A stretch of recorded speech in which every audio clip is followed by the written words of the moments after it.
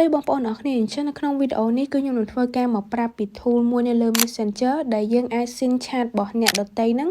គឺម្ចាស់គេអត់ដឹងទេបានន័យថាទោះបីជាគេ chat មកយើងប្រហែលដងក្រោយយើងចង់ចូល send ឬក៏យើងចង់ចូលអានក៏គេម្ចាស់គេអត់ដឹងដែរអញ្ចឹងឥឡូវកុំឲ្យខាតពេលយូរយើងទៅបើកនៅមុខងារហ្នឹងទាំងអស់គ្នាអញ្ចឹងដំបូងអ្នកទាំងអស់គ្នាគ្រាន់តែចូលមកកាន់ app Messenger របស់យើងមកបន្ទាប់មកទៀតអ្នកទាំងអស់គ្នាប្រកាសជាឃើញនៅសញ្ញា menu ដែលមានសញ្ញាត្រី3នេះឯងអញ្ចឹងយើងចុចមកចូលពាក្យ menu នេះមកហើយអ្នកទាំងអស់គ្នាប្រកាសជាឃើញពាក្យថា setting ដែលមានរូបខ្ចៅមួយនេះអញ្ចឹងយើងគ្រាន់តែចុចចូលមកកាន់ setting នេះមកបន្តមកទៀតអ្នកទាំងអស់គ្នាចូលទៅកាន់ពាក្យថា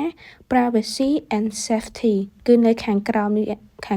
អ្នកទាំងអស់គ្នាចឹងចុចទៅលើពាក្យហ្នឹងមកហើយបន្តមកទៀតអ្នកទាំងអស់គ្នាគ្រាន់តែ scroll ទៅចុះក្រោមបន្តិចទៅបន្តមកអ្នកទាំងអស់គ្នានឹងឃើញពាក្យថា read receipt នេះឯងនេះអ្នកទាំងអស់គ្នានៅក្រោម active status នេះអូខេអញ្ចឹងយើងគ្រាន់តែចុចចូលទៅកាន់កន្លែងហ្នឹងទៅ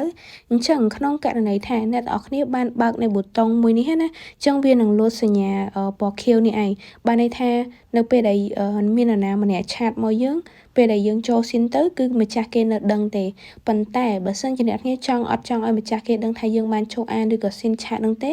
យើងគ្រាន់តែចុចបិទប៊ូតុងនេះមកគឺរួចជាការស្រេចហើយសូមបញ្ជាក់អ្នកទាំងអស់គ្នាដែរសម្រាប់មុខងារមួយនេះណាគឺជាមុខងារ fair play ដែលនៅពេលដែលបានន័យថាមានទៅមានមកទាំងសងខាងក្នុងករណីថាអ្នកទាំងអស់គ្នាឆាតទៅគេ